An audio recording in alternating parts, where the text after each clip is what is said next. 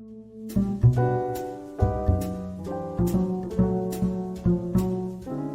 everybody. Welcome to another spooky episode of Divided Films, the podcast where we talk about movies that audiences and critics don't agree on. I'm JJ, and with me, as always, is my co-host Keith. Hello! And with us today, coming back to the podcast, is our ghoulish guest, Bobby Tarino. Ooh. So scary. It is Halloween. We are just trekking along here with our scary movie lineup. Last week we talked about The Craft, and nice. yeah, that was a fun one. And I think we got another fun one lined up here with the 2004 horror movie Saw, directed by James Wan and starring Cary Elwes. This movie falls into the category of having a negative score from critics and a positive score from audiences. So on Rotten Tomatoes, critics gave it just a 51%, but audiences gave it an 84% approval. So 33% difference there. And the critics' consensus: Saw ensnares audiences with a deceptively clever plot and a myriad of memorable, nasty set pieces. But its lofty ambitions are undercut by a nihilistic streak that feels more mean than profound. It's quite a long consensus there, and a bit of a mixed bag. So let's get started. I mean, is it safe to say we all saw this movie? We all saw when it came out in 2004, because it definitely made a big splash, and I feel like it was a movie that everyone was talking about at the time. No one can deny its cultural impact. That is for sure. Yeah, right. And not only that, I mean, I feel like it also kind of changed horror movies for that decade, shifting a lot of emphasis more on like the gratuity of violence, for better or for worse, one could argue, but definitely has made itself a staple in the horror genre when one looks back over the decades. I mean, it's memorable for lots of different reasons. Obviously, like the violence and the traps. It's like very interesting, creative ways that they come up with to have people hacked up and sliced and mutilated and stuff. And I feel like that was the initial draw in, because people going into it knew that this was going to be a level up in violence than they had gone in mainstream movies, at least prior to that. And I think it does deliver on that for sure. But what was has your opinions changed on this movie and rewatching it now as opposed to when you watched it back in 2004? Let's start with Bobby. Yeah. So, wow. It's actually funny that I'm back for another film from 2004. It's gonna be I was saying, man. Theme, right? So, and boy, 2004 was like hell-bent on killing people with epilepsy, because everything was just so erratic and frenetic and absolutely bonkers. Yeah, there are a lot of Visually these shots. There's a lot of these like really quick cuts and shots of the camera moving really fast and things getting sped up and stuff, and in moments of chaos. And for me, that's like a cheesier element of the filmmaking here that I kind of didn't really like as much now as I did maybe back then. That was my point that I was trying to get to there. Yeah, it has changed a little bit, in my opinion, but I mean, it is a product of its time, and we'll get into that a little bit. Mm-hmm. That is for sure. I'm actually divided. My opinion is so divided on this film. It is actually a divided film for me. You're a divided Bobby. Yeah, I'm divided on it right now. So maybe we'll see where we land. Yeah, maybe my opinion will formulate a little bit more as we continue our discussion. Yeah, we'll see where it goes. So that'll be interesting, like to see how your opinion forms by the end of this conversation. But what about you, Keith? Has your opinion changed at all, for better or for worse, over the years? This is why we have escape rooms, right? This is the reason why. Like, I was thinking that, like, this is the original escape room. Yeah. I loved this movie when it came out. I remember it being this and the second movie are the only ones that I've seen and they were both great movie experiences. I thought like that is a movie to see in the theater with like a full sold out, like everyone's reacting the best way. My thoughts have changed on it in a way that it's like, okay, as I've gotten older and I especially after watching it this time around and doing like research on it, it I love the humble beginnings where horror movies start out, like the humble beginnings of Halloween or Texas Chainsaw Massacre, and this one is really just two young Australian kids who did not have the budget, who had the budget for one setting basically, and real like you had the start like James Wan as a starting out director and Lee Rennell who has a starting out writer and actor. He's a better writer for sure. Yes. And I've grown to appreciate it more and more. I still love this movie. In terms of like a movie itself and not as a franchise, as a movie itself, it's a good, like, I don't know, it keeps you entertained. It may not be for everybody.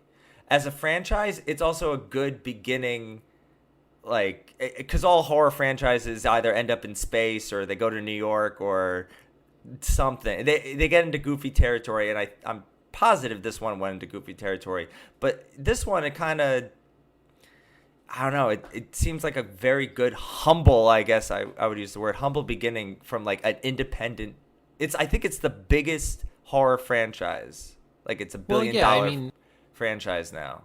I mean, the first movie itself, you're right, humble beginning. So the budget for this first installment was 1.2 million, right? It makes sense. They're these two inexperienced guys, but then it was a huge success because it made over $100 million worldwide.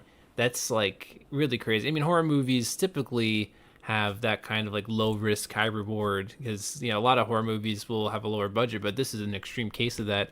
And I was looking it up. By the third movie, they were getting $10 million budgets, which is still low compared to many other genres, but still, you know, you multiply your budget by 10 from the success that you had.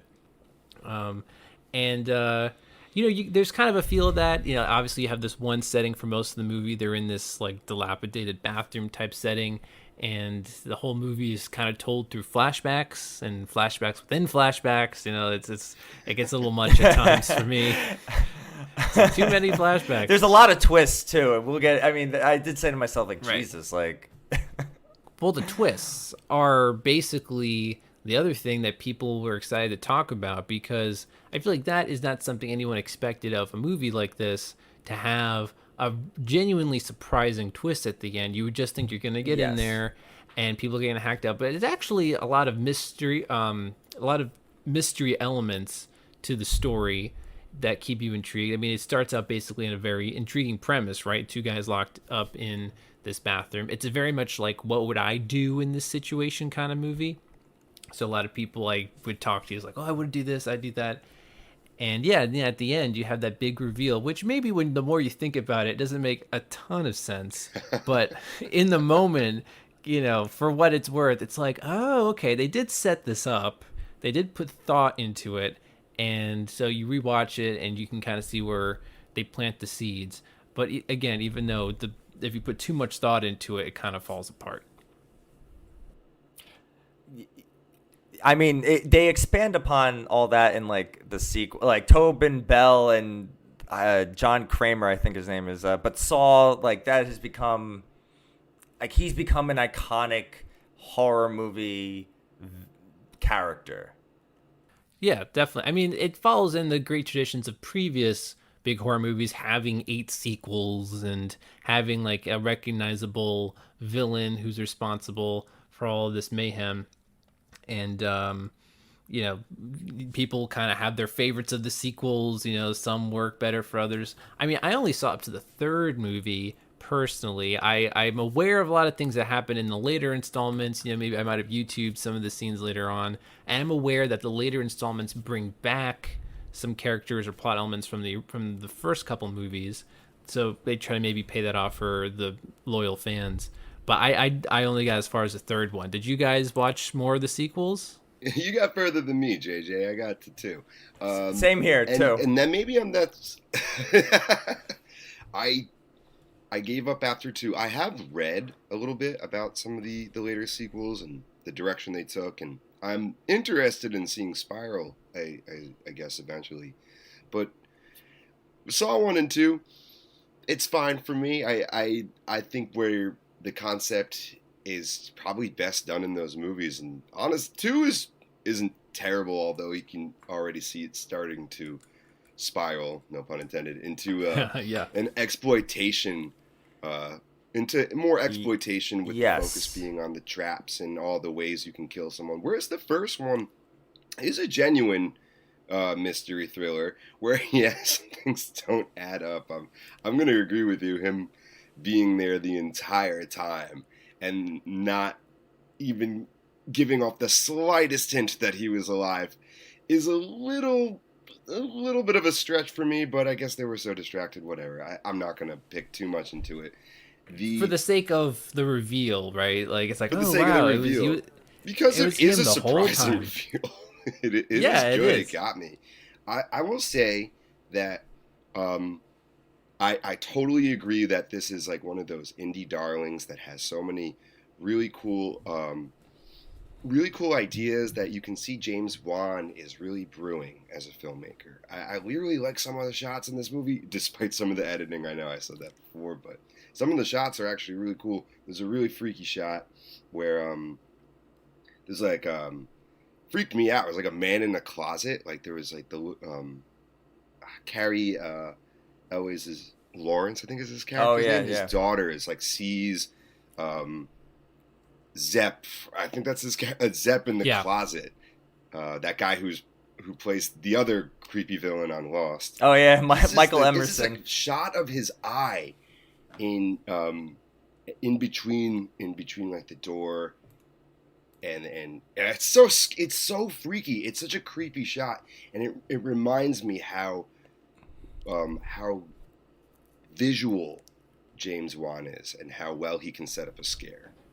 Well, you know what, too? Like, yeah, that was a really good shot. And I feel like he actually is very smart about what he's showing, what he's not showing in this first installment, at least, because, like, the big moment in this movie that they build up to is when Carrie Elwes' character saws off his foot, right? Like, that was kind of a moment that was almost promised to the audience from just the teaser trailers that this could happen, and it does happen. But you just see the beginning of it, and that's enough to make you cringe, and then it cuts away. And I thought was smart. Whereas I think the later movies, from what I remember, like the third one, you see everything and you become quickly desensitized to the violence, where it's not even shocking anymore. So in this one, you know, again, he's like a little more economical with the violence he's going to give you. And so in that regard, I think it's remembered as a highly violent movie, which it is, but for the most part, it's not as like visually gory. You don't see like huge buckets of blood like maybe some people expected. To Tobin Bell's credit, he did lie. They didn't use a dummy for that body. He lied on the ground the entire shoot, or like. That's impressive, although that's not impressive. Entirely necessary. I guess that's why. Like, hey, he that's why they brought him back. But it's. I'm trying to remember the point I wanted to make. I want to go back to the point of it being like humble, because I think you're right, Bobby, that it did go into started the torture porn genre, as it were, and I think by the third or by the fourth movie, definitely, both the creatives, both James Wan and Lee Ranell, went on to other stuff. So the studio knew why people were coming, and they're like, I think they probably looked at it the wrong way, like why people were coming to see these movies, and just up everything to 11. And right. James Wan has said, I do not really like that the franchise went into I don't like the idea that this movie started a torture porn genre. This movie, and I would say Eli Roth's Hostel, which came out the next year, I think those are the two pillars of that subgenre, people could I argue. agree. Yeah. Absolutely. But let's talk about this for a second because this is an interesting conversation. I've actually read an essay or two about this. Post 9/11 horror is a really interesting topic because think about the times then, you know, like right after 9/11, we kind of became so desensitized to things. We were exposed to that tragedy, and a lot of people hyped that up in the media to the extent where we started to not get afraid of ghosts or things that we normally associate horror with. We wanted a more realistic horror, I feel, or people started getting into the ideas of like, they were getting angry, like, what if I had the like power, like if I had like someone that I didn't like, I could torture that person. It had that fantasy. Or to the other point, like, what if I were, in this situation, like, what would I do? Like, as you mentioned there, JJ. And I think it's a really interesting angle because, yeah, there was a point where we, in even adding Gitmo into the conversation where we, our use of tactics after 9/11 changed completely, and how we dealt with enemies and stuff like that, foreign enemies and stuff like that. That's probably not the best term to use, but I'm you know what I mean. So I think that really did change the way we started watching horror. I think audience wanted a grittier, more extreme horror. Also, think about 2004. Everything was hyped up till 11 with, extreme sports, extreme this, erratic editing, new metal. It was just all just a wave. We got the XFL around like early 2000s too, right? Right. What's so funny that you mentioned that, like, extreme. I was watching the other day the first Harold and Kumar movie, which is also 2004, and they also have these characters who are like extreme, and they're constantly like being assholes, and that's like the kind of culture that maybe fueled this sort of genre too, in the way people were getting into these horror movies, like the gritty, extreme part of it, the gratuitous violence of it all. I mean, the other franchise that comes to mind was the Final Destination franchise, which was before here. Like, the first two movies were like in the early 2000s, but the third movie is really when it started to get crazy violent, and that was in 2006. So maybe like taking a note from where these movies were coming from, like Saw and Hostel, where now it's like, okay, the scares are going to be just like, arms and legs getting hacked off and like that kind of thing, which to me doesn't do it for me. I kind of more prefer psychological horrors, more things that kind of play more on your own basic fears. I mean, obviously there's a fear of being kidnapped and having something horribly painful happen to you, but at the same time, I like a good ghost story. Like I like the supernatural elements too of horror, and having just like a narrow focus on blood and guts, that is something I didn't really care for. So as much as I do like this first Saw movie, I don't really care for the effect it had on the genre afterwards. I think that's a very interesting point that you both brought up, but in regards to that post 9/11 horror movie, and it's something I'm gonna marinate on because I'm trying to think if it's 9/11 itself, because I grew up on horror Blockbuster. I would do 4 movies and I would probably get 2 free. Like, so I did franchises, and I think when it came to like world event violence, you had Nam, you had the Oklahoma City bombing. So we as a society, we live in a society, people. But we were already kind of becoming more and more desensitized. I think it was like on its, we were already in Iraq in 2003. So there was always this like daily news of war that that was just becoming part of our daily lives. But that was also people that grew up during the Vietnam War. You started to have movies like Halloween, and Texas Chainsaw Massacre, I think, is, I don't want to say the equivalent of, but it's definitely that guerrilla filmmaking style of, that movie, they take a chainsaw to a guy in a wheelchair. That movie had no qualms. And to end this great discussion about like history and horror, I think the horror genre, we were looking for something new in the horror genre. Scream kind of revitalized the slasher, and maybe the slasher genre ended with it ended again with Freddy vs. Jason, because I can't but we kind of, the movies that were to come out during the later 2000s were Saw, Paranormal Activity, or well, Paranormal Activity is like in that era. That was like late 2000s, right? 2009, I think, was the first But one. I guess this idea of like putting yourself in the situation, and Right. I these think it nightmarish definitely ghoul explored. stories, Conjuring. I know that, and James Wan. And I know that's later, but these idea of like we're all really into ghosts now. Like that is the trend, where the trend has gone. Well, like, ghosts, demons, that kind of thing. That's kind of come back in the last Techno several horror is years. becoming big too. With Squid Games, Black Mirror, a lot of that is becoming very prevalent Yeah, too. like dystopian kind of Yeah, horror. dystopian horror. There was actually another prevalent horror genre in the 2000s that comes to mind, which is J horror, which I think I Hmm. mentioned during our episode on The Ring. Like, in addition to like torture Yes. porn horror, which again, those are two words I do not care to have next to each other.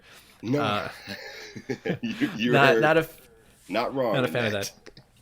that. But then you also have the J horror movies, these kind of lame remakes of Japanese horror movies, and those kind of were, besides The Ring, were all like big tanks.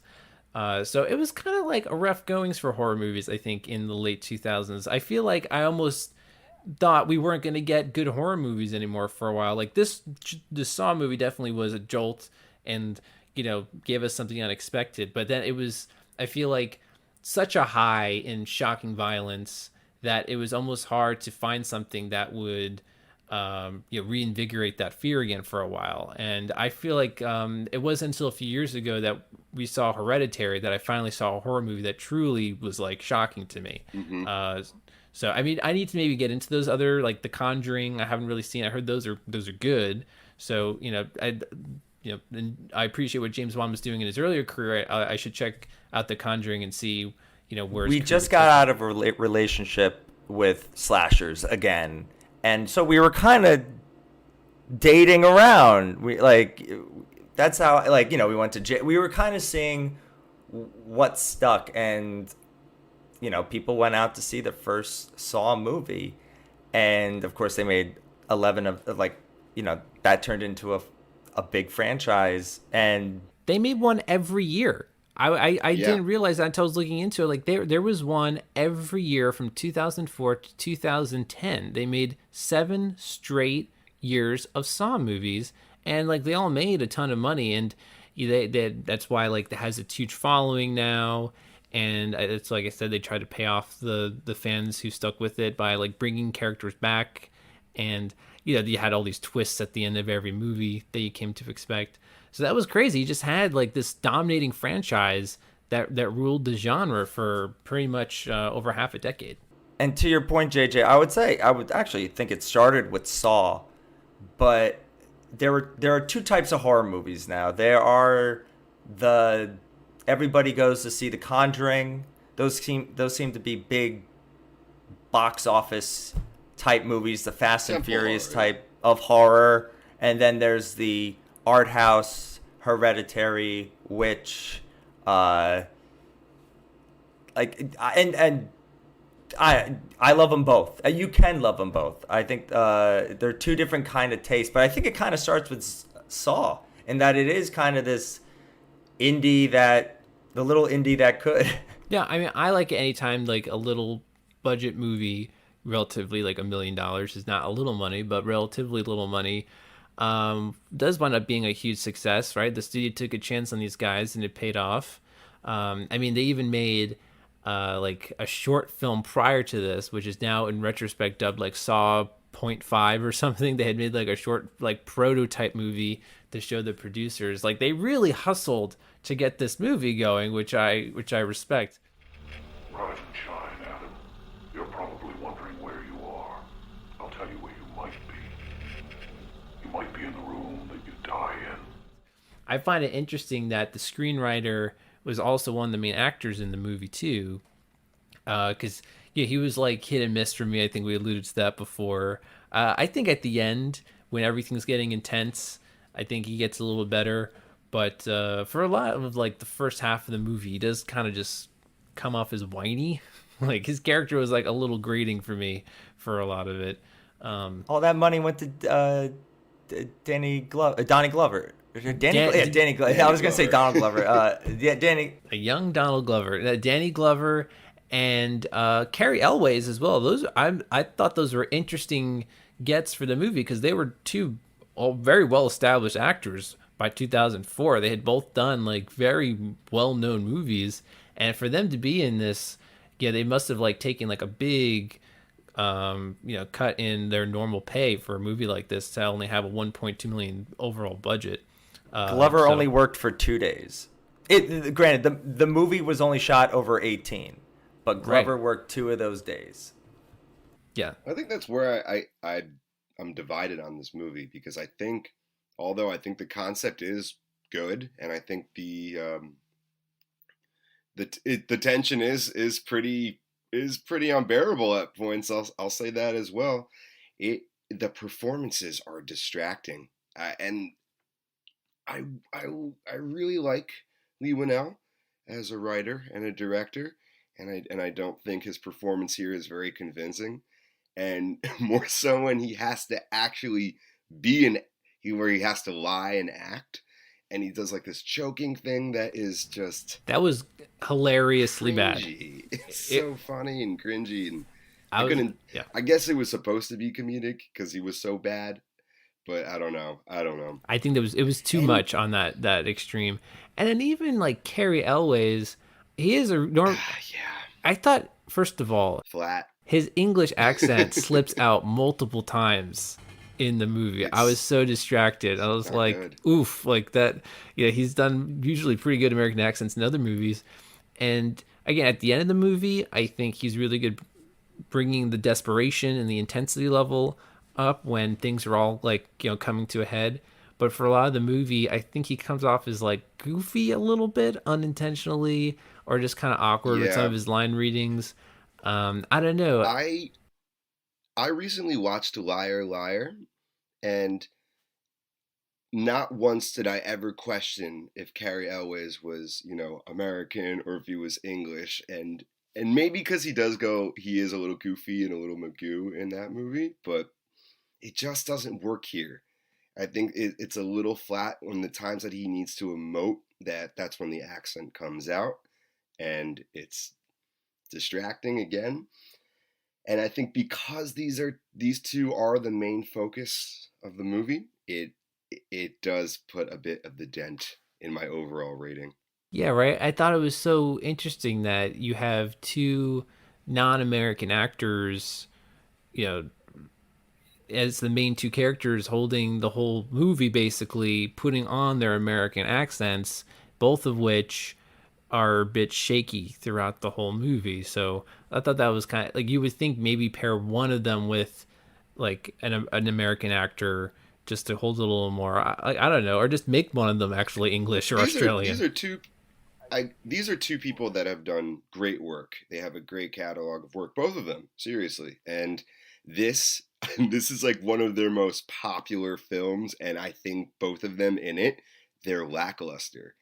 And I thought that back in the day. I remember seeing this young in 2004. I was like 12 years old, and I was thinking like, I don't believe these two performances. They're almost hilariously bad. And now even today, like, the way I try to accept it is the way I try to accept James Wan's recent film, Malignant, which we could talk about that one next year, I think, because that is a divided one as well. All right. Is that if he's doing what I think he's doing and he's having fun and leaning into the B-movie-ness of this, of the concept of Saw, then I totally respect that. That puts it up a few points because he's just trying to replicate the exploitation films that he grew up with, and he was just kind of showing off that style, just like he was trying to make a giallo with Malignant. And make a bonkers movie with that, right? In that regard, like I want to believe that he's a lot of the choices he makes are intentional. Um, he is such like and I'll have to reiterate, he is such a visual director. I really appreciate the his cinema, the way he moves with his camera, the way he sets up scares, the way he builds tension. It's palpable. That also that scene where um, Lee Winnell's character Adam, he's got his camera. It's a very dark room, and he's just using the flash to sort of guide himself to the Oh through yes, his dark that Oh, was tunnel, epic. right, and then right. the pig pops up, and I thought that was a very decent scare even today. I forgot about that scare. I was like, oh, that got me. I think he's really talented in that regard, and you can just see there's the ideas that he was having, right? I really appreciate James Wan's direction. Is all I'm trying to say, and I think on a very small budget, he does a lot. Even with there's this car chase that is so silly. It's so low budget. The cars aren't even moving. It's definitely like filmed in front, like in a black background with smoke all around, and like he's using his editing techniques to make the cars like shake. And it's so low budget, you know they're not really driving cars, but Oh, it I just know. reminded me of just films from the 70s and 80s that try to get away with some of the bigger set pieces and creative ways. And I appreciate James Wan for that. And that's where I like the movie. I can even say that there were points where I was on edge, but there are just moments and too that Yeah, I hear you, man. I don't enjoy as much, It's too for a bad. lack of a better term. I would say that the movie could be a lot better if, say, like the dialogue was a little tighter, and you're right, if, like the performances were a little more focused. Because you're right, as a director, I think James Bond is doing like the most with the little budget he has. He's very resourceful. I mean, you're right. That car chase sequence sticks out to me as just kind of like a hokey thing that they even like show it too many times. They cut to it like three times. This them in a car and it zooms in on them in the car. It's like, all right, like we know they're driving. Like just move on. There's like some hokey stuff with that. Even there's a few times of like these really quick shots that are really disorienting, like with what was the character who's in like the bear trap, right? Like the one who survives. Like there's like it spins around her like 10 times. It's like whoa, whoa, whoa, whoa. I Like I like get that. Getting you're motion trying I to like sickness establish. at that. one point. Because I do think it's disorienting. It's I get to an extent. you're trying to create the the chaos of the scene and try to get into the head of the character whose like head is literally spinning, trying to wrap her brain around the situation she's in. Um, but I don't know, it was a bit overdone for my taste. Even if you'd like it, Keith, I like feel for me that if he maybe didn't do that as much in that particular I sequence, you know, I mean it. I'm not saying it's an acquired taste. I do get like why it can be a turnoff for people, but I could see like the character was in a frenzy. What can you do in a room that we can amplify with editing and camera work? That I My question to this, and it it doesn't take that many points off of the movie for me, but Danny Glover is just there for the twist. Like he is just a character who serves to be a twist, right? Like I know you need a I cop. feel like they should have given him. I was like surprised that he maybe didn't play into the climax a little more, because the more I thought of him, I'm like, oh, I don't think he actually really helps that much.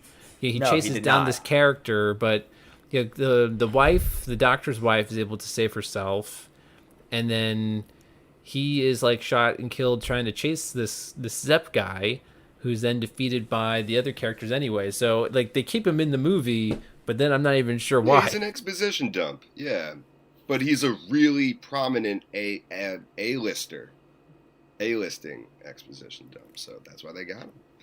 I Yeah, I don't know why his character is now that you talk about it, pretty pointless. He's there. He mentions John's name in the beginning, and he sort of sets up that plot point that it's going Right, to be right. I mean, also that John at the sequence, end. the sequence where his partner gets killed. I get a little frustrated because, just from like, they actually are smart in figuring out how to locate where this guy could be, but then as soon as they are like, we know we can find him, let's just go now. Should we bring backup with us to track down this dangerous serial killer? No, and that is like a horror cliche, right? Like, oh, let's just go in, the one or two of us, and it'll be fine. Like nothing will go wrong. The actual way that conversation went was like, do we call backup? Do we have enough money for backup? No, we just have enough money for us too. Yeah, right. The budget you couldn't get extras. You couldn't get extras to play like police officer backup. By way of I kind of forgot what happened to Danny Glover's character, and then when I'm watching it again, I was like, oh, him getting killed midway-ish through the movie, I like. That actually is a good, like, okay, the cop cannot stop this. Him coming back and the movie's trying to make me think that he might be the killer, or he's doing something. He kind of doesn't add anything post his death. I think the only thing is that he is the one who hires the photographer Adam to track down the doctor because he's like obsessed with the doctor, and Someone so else could have done that. That's how Like, that's how the Adam character gets roped into the whole scenario and targeted. Hello, Amanda. You don't know me, but I know you. I want to play a game. Here's what happens if you lose. The device you're wearing is hooked into your upper and lower jaws. When the timer in the back goes off, your mouth will be permanently ripped open. Think of it like a reverse bear trap. Anyway, which also I want to bring in basically the demented justice of this Jigsaw character, right? Like it's an interesting motivation if it's played more objectively. Like this guy, yeah, he's dying of cancer and he's bitter that there are people out there who don't appreciate how perfectly healthy they are. But for me, the people he's picking to be in these traps and the sins that they've committed, it's like the punishments don't fit the crime.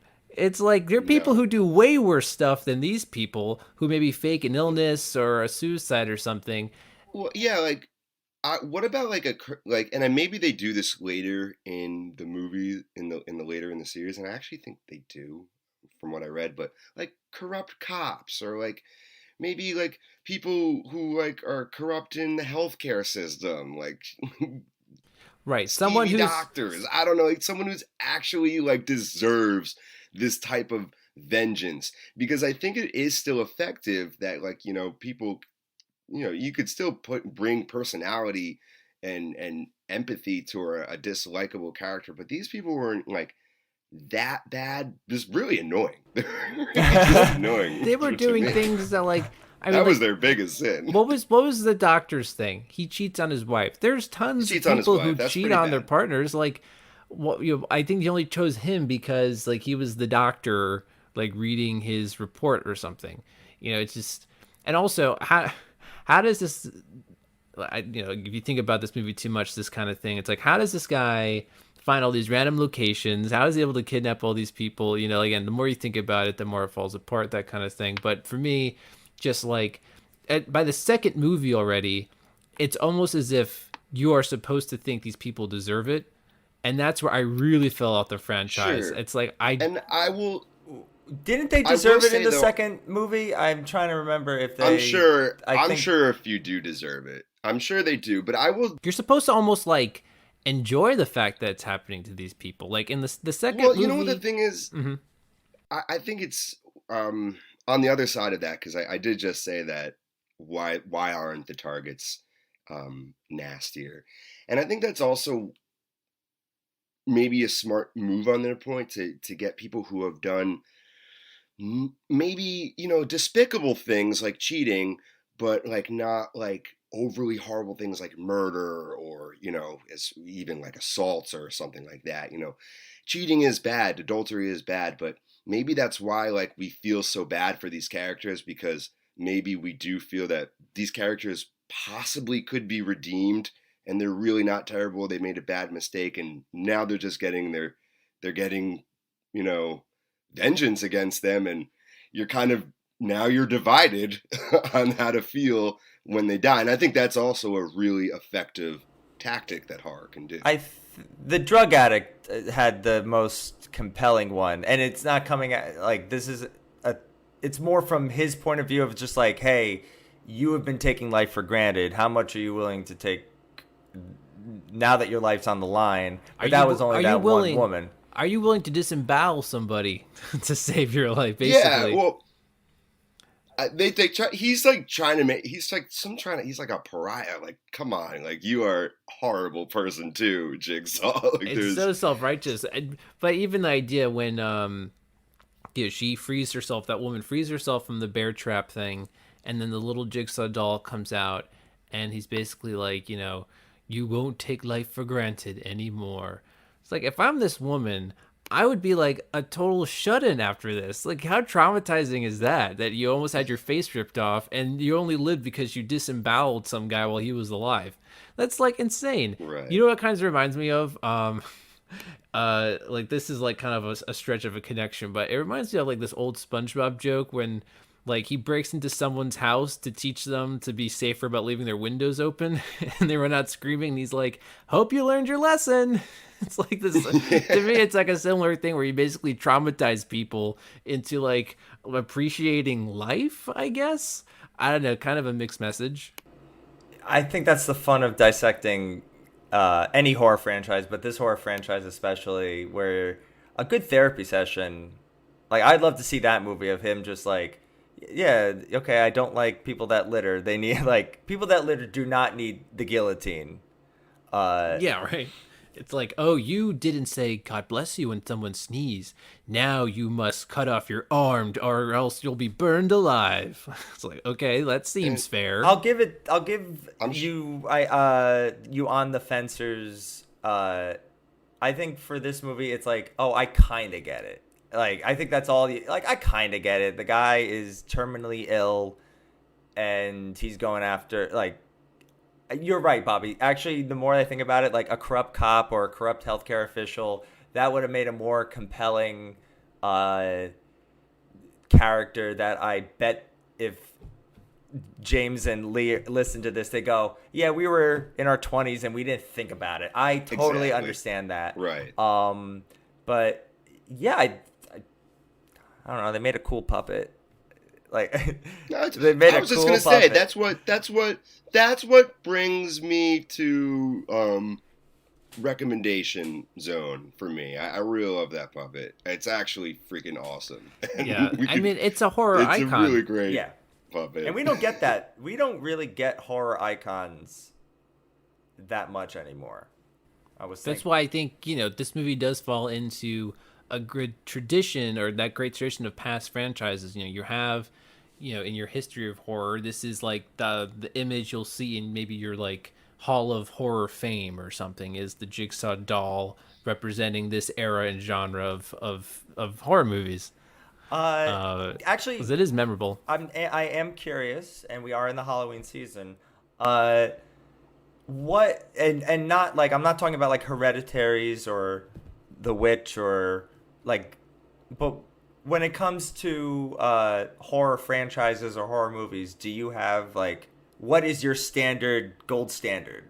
Or to you, because I know you guys don't like blood, or JJ, you don't like blood and guts. I'm very curious. Well, no, that's not to say that like I will avoid movies that have that. Like, I'll watch a movie that maybe is so over the top it's done in like a comedy horror way. I kind of enjoy that. Like Evil Dead. Yeah, exactly. Okay. Something that's done in a more stylized way. I'm not scared by it, but if someone's having fun with tons of fake blood, sure, go nuts. Evil Dead is right up your alley. Evil Dead is a great franchise. I think that's up there. I have a weird soft spot for the Hellraiser franchise. It's like one I just watched that the other night. it's one like good movie and then a bunch of like really bad movies, but there's just something about it that I find kind of fascinating. I don't know, it's like a unique concept, I guess, but that's like one franchise I guess that comes to mind for me. I love For the Halloween season specifically. no, I mean like For the I spooky think you season? can watch horror movies any time of the year. Sure, no, obviously, but to reiterate the question, Keith, do you want to? What are you asking for? A movie that's kind of indicative of the time Like I'm kind of this of spooky season? like JJ brought up like this horror hall of fame, and I'm just kind of Well, yeah, because you have your like if you're on if you know, you're Jason's, yeah, if you you're on the know, fence your, about this movie, Mike Myers. what franchise do you consider like close to your heart, or the gold standard of like horror franchises or movie? Oh, Yeah. sure. Yeah, so that's a great question. I'm with JJ too. I think something like Evil Dead is one of those horror movies that completely embraces its B side. Sorry, it's B side. That's not I or Yeah, B B movie. movie. It's a total B movie, and I love that. And horror is such a broad genre. Yes. As we all know, there's social commentary in horror that it hits. There's just sometimes Yes. it just wants to be a stupid horror movie. Sometimes it's this out there to frighten you and in a very intense way. There's just so many there's so many subgenres of horror adjacent, that it's really hard to just pinpoint what franchise is the all culminating horror. But I think when it comes down to Saw and me being on the fence about it, is really where I'm trying to decide where the intention was for some of the choices made in the movie. Whether All it, right. I think campiness and hokiness is something that I love, and if that's what James Wan was going for with some of his choices in Saw, with with some of the acting choices, with some of the deliveries there, then awesome. I feel that. Then I probably will have to look at that with another lens and see how I feel about it on a third or fourth watch there.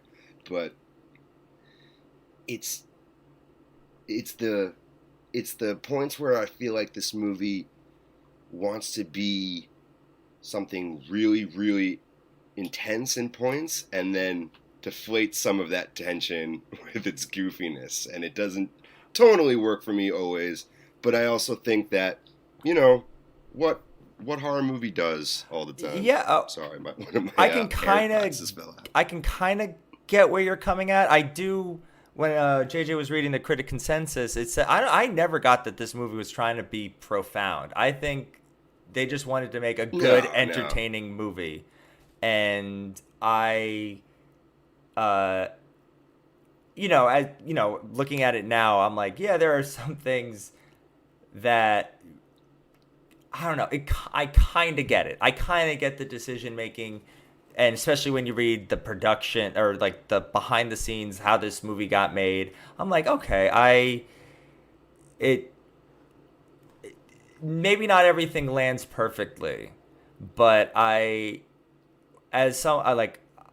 think of like how Hollow. To me, Wes Craven has made some of the best opening for franchise. Like Scream and Nightmare on Elm Street are some of my favorites, and just because I think how the story, I think how he does horror and story structure, and even characters is just those are mine. Yeah, but two like really iconic franchises of the genre.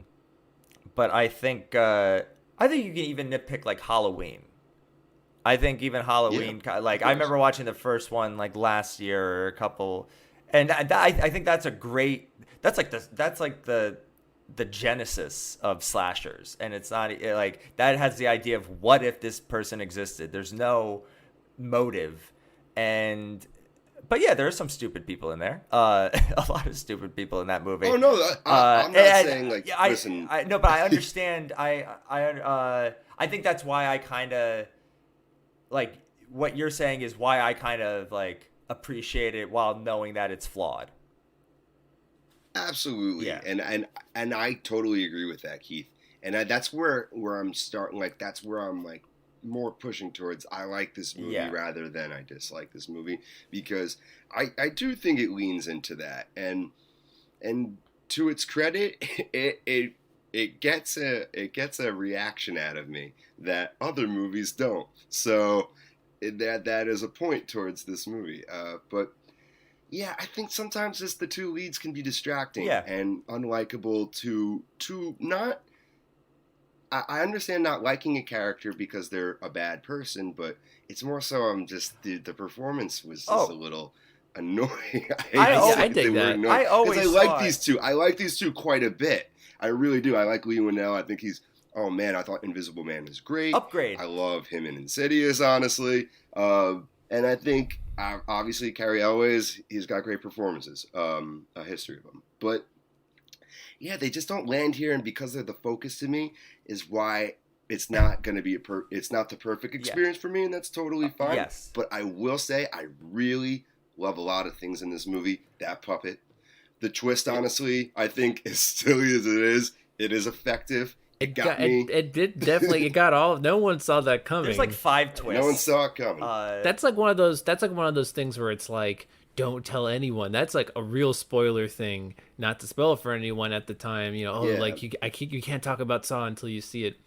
You know, for me too, the campiness aspect also for me leans in, or at least like, you know, the indie feel to it leans in with the sets, because all these sets are like random abandoned warehouses, and it was like even the parking lot scene where he gets kidnapped. I'm like, this is a hospital parking lot. It seems more like an abandoned shed with so a few cars in gritty it. and grungy and gross. Like every All location the they're 3 in Gs. is like super dingy. I thought that was so funny. Like this movie's going for a look and a feel that is definitely identifiable. Like it has Absolutely. Yeah.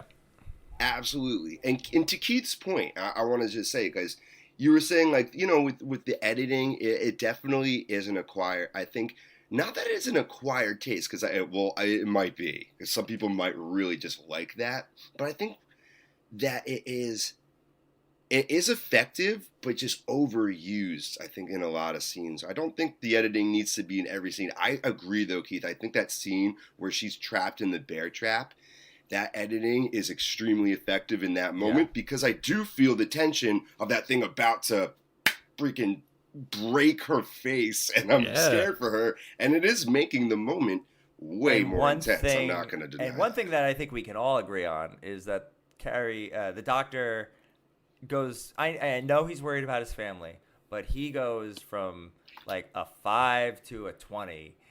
He goes completely irrational. If he just waited a little bit, things would have been all right, and he would have had a foot.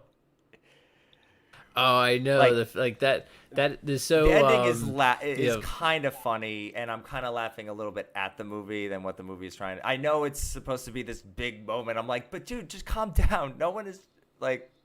Well, yeah, I think that's a part of the added horror too, is that not only is this guy sawing off his foot, but you know in that moment that he doesn't have to. Yeah. And that, like, I appreciate the different layers of that particular moment. It's just so funny too, because this movie had a twist. All the later sequels also had to have twists, and they all use the same music of da na na na na na, and I think that is where like the profound thing is coming from. The consensus is that I think maybe instead of profound, they should have said like mind blowing. Like it's trying to blow your mind with these That's endings. a great song, though. And I mean, in the first one, it works because like you went into this franchise, everyone went in not knowing what to expect. But then by the second movie, it's like, all right, what is it this time? It's not blowing my mind anymore, even though you think you are. Yeah, it gets a little tedious. Spoiler alert, I will give the second movie credit for maybe even getting me they again, did. because The whole I didn't theater, think it was the whole going to be theater went Amanda nuts. who was the. Yeah, so I'll say that even though they started their whole thing, I think the whole thing that we have to have a twist at the end was cemented at the end of the two. Where like, all right, we're gonna do a twist at the end of them, but that Amanda one got me too at the end of it. So I was like, oh fuck, that was a pretty good twist. And the I'm gonna bring it back to that puppet again. puppet is a really nightmarish image. Yeah. Just thinking about that image as I was a kid when I was 12, that's what like freaked me out from seeing this movie. I think at first, like, I don't want to see it because of that weird puppet thing I'm seeing in the trailers. It could have been silly, right? It could have they could have made been really silly. It's a fine line where you have to make this thing like scary but not too like ridiculous. And so like they were able to find that middle ground there. Like this is effective, but it isn't like stupid or anything. Do you think the so Saw guy had It's bloopers? so close to being stupid with the bike. what's that? Oh yeah, it's with the bike. Yeah. It's so close to being stupid with the bike. It's like a And him just, tricycle. yeah, on a strike. It's so close, and yet it's still like, yeah, it's a little eerie when he's driving on. Do you in think there. they had bloopers? Not the movie itself, but when he's recording the puppet, not everything like line. Like I want to see like the outtakes on like "Hello, John," and Oh, the mouth not lining up. It's like okay, like lining up. Yeah, right. Like they took him a few kills to get that. Yeah, totally straight. He got notes from people. He got feedback. Like, what do you think of the puppet? Like, Before you die, I need a little feedback for my future kills. fill out this survey on a scale of 1 to 5. How scared are you? You took money from him to invade my privacy. How could you do that? Call it my need to eat. Right. You know what, Adam? You're not a victim of this game. You're part of it. Oh, really? Obviously, this cop thinks you're the one behind it all. I told you, he's not a cop. He's a bottom feeder. Just like you. What are you more pissed off about? The fact that I took some shots of you, or the fact that I took some shots of you while you were cheating on your wife? I did not cheat on her! So yeah, this movie, I don't know if it's one that I'll go back to too often, as much as I do admire a lot of what it's done about it, and I did have a really good experience with the first time. Again, just because it is in such like a dirty environment for most of its runtime, not just in that main bathroom, but it's all the other locations are mostly dingy kind of looking. It just is not. It's not a world I want to be in too often, and that even includes the sequels. I don't know if I want to be in this world of Saw that often as like the mega fans want to be. I'm with you there. Now, I think Saw was one of. I originally thought it was going to be a one and done for me, and I went ahead and watched it again, and I didn't hate it. I really didn't hate it, and I'll go ahead and I'll say that I enjoyed it for the most part. Divided, yes, on a few aspects of it, but the more that we talk about it and understanding its cultural impact and seeing why. There is a reason. There's a reason why it was so popular the first time around. I thought, I can see why too. There's a divide between critics and audiences, for example, because obviously I think audiences got way more than they expected with like the twists, and it definitely delivered on a higher level of violence than they expected. Like, almost like from the teaser trailers, this movie almost dared you to watch it, right? Like it was almost too intriguing to pass up. There was. Early screenings, people were, passing out. That was the promotion they were. I remember some of the, like in movie theaters, they have those like 3D posters, or cutouts, and the ones of Saw were like so like, extreme but also mysterious in a way. Again, it was kind of like we have to watch this. Like, what is this? Like, there was so much intrigue about it that it did a good job. I think number one, creating that mystery around it, and then two, I think word of mouth also really helped. Yes. Word of mouth, the logo, the studio logo was Twisted Pictures. Yeah. And you're just like, what is this? Appropriately enough. Yeah. I feel like this movie arrived to us on a skateboard. Even the font, like it looks like it has that carved in font. It's edgy, it's grimy. I think critics like. I totally get why critics didn't like it. I think critics usually prefer the more nuanced horror movies, right? That kind of like, whatever the monster is like a metaphor for, your inner demons, whatever it is, they prefer more of those, and a more kind of grimy, like, blood and guts kind of horror movie is not as really up their alley typically. Sure. Yeah. 50% means basically they were like split down the middle, right? So half of them got it, and half of them it just might not have been their particular taste. So that's understandable.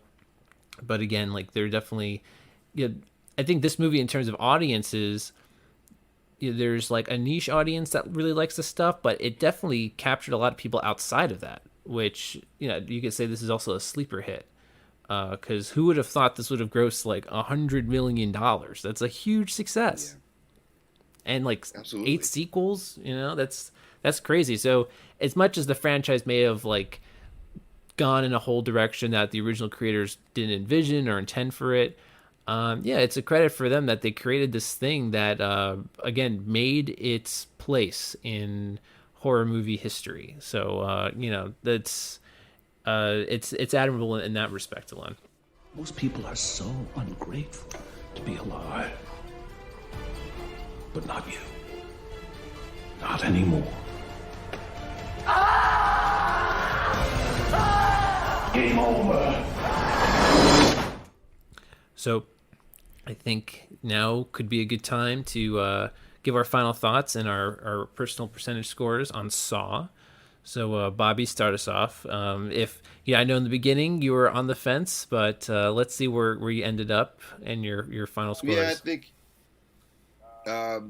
So if I were to give this a score on the Rotten Tomatoes, if it was, you know, I would say that percentage-wise, even though it really doesn't work like that, it's more that the Rotten Tomatoes score is more of an aggregate of all the reviews. Reviews are like it over a 3 out of 5. But if I were to just give it the score that I think it's like a 60 or 70 out of 100 for me, because it is better than, you know, just a 5 out of 10.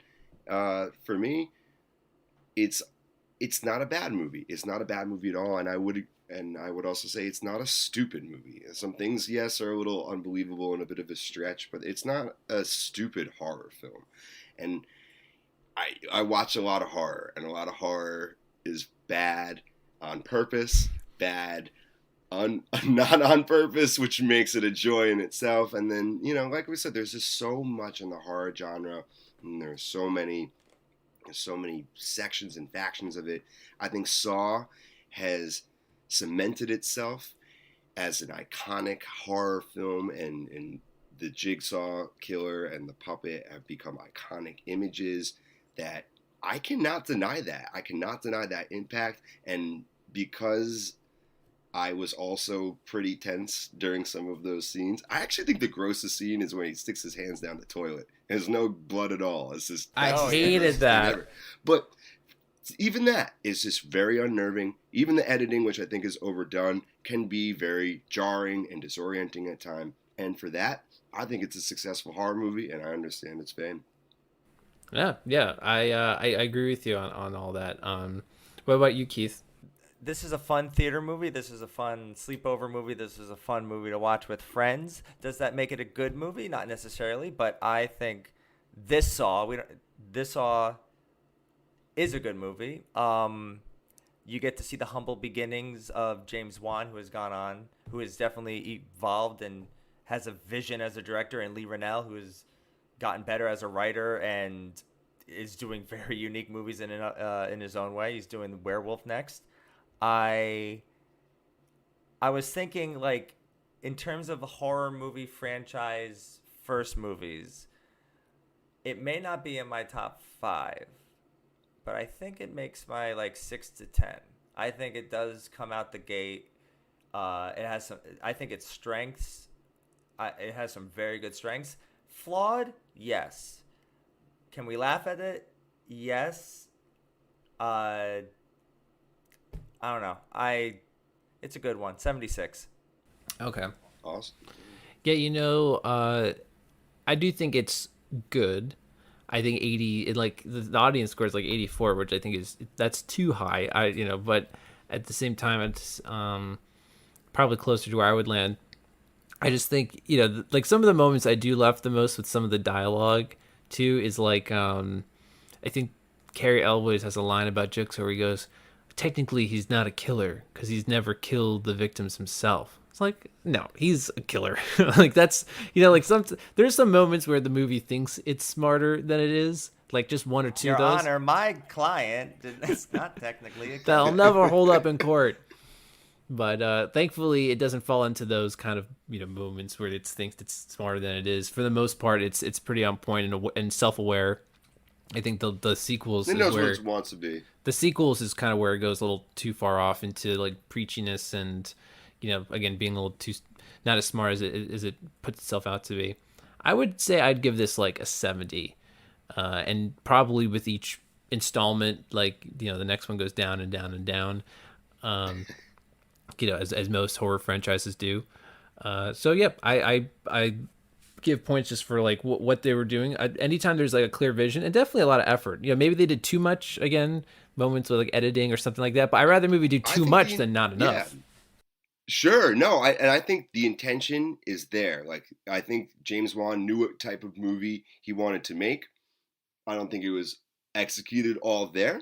And that's subjective. I think a lot of people, like, Keith brought up a great point. I think a lot of his visual touches and editing flares are, that's preference. And I think it absolutely can be effective. It's what it comes down to me is just like Malignant, his recent Malignant. I think I definitely know, I've come to, this is what I want to believe maybe, but I know James Wan knows what he's doing. He's a franchise starter. He knows what he's doing. I've heard interesting things about this movie. I can't wait to see what he's going to do next. That's honestly where I'm at with Aquaman. No matter I can't whether believe I this like guy. I can't believe this guy directed Exactly. Aquaman, and that made $1 billion. Yeah, look how far he's come. And yeah, Aquaman, that's also divided. That could be another discussion for another day. Yeah, that definitely warrants a conversation. And we got a great Invisible Man and Upgrade. I will always recommend Upgrade, but oh man, like it's I love amazing to those see two. what has happened to these two guys in the course of 20 going on 20 years. I mean, I rave about The Invisible Man. I think that is I do too. such an incredibly And Upgrade effective as well. movie. So yeah, like these guys, like they started out pretty good, and I mean, for even like their young age at the Techno time, horror. right? They just really admirable stuff there. So Keith, what's our final score? With our powers combined, it is a 70.3333, so 70. 70%. So I then That makes sense to me. yeah, I think I like that. I like that score for this movie for sure. So I officially decree that on Saw, we are siding with the audience. So we've seen Saw. I think that was like a joke. People would like kind of poke fun at the title. Did you see Saw? I saw Saw. We saw a scene. I saw Saw. I had seen Saw. If people want to add that to their October Halloween lineup, I think that'd be a good one. And we have another one lined up for next week. So find out then what that'll be. But until then, thanks, Bobby, for joining us again for another great discussion. Thank you so much for having me. Yes, thank you, man. I love doing this. I hope Yeah. the next movie is also from 2004. We're gonna get you out of this year. Don't worry, you won't get shoehorned into 2004. When did Van Helsing come out? 2004. No, 2003 actually. I think. I don't know. It might have been 2004. Maybe you will get shoehorned It into is. this year. Who Oh my knows? God! It is 2004. Your fate is sealed. Let's think about Van Helsing So the look next out for time that. I'm on the show. That'll definitely be a contender for sure. Thanks, Bobby. No problem. And thanks everyone for listening, and catch you next time.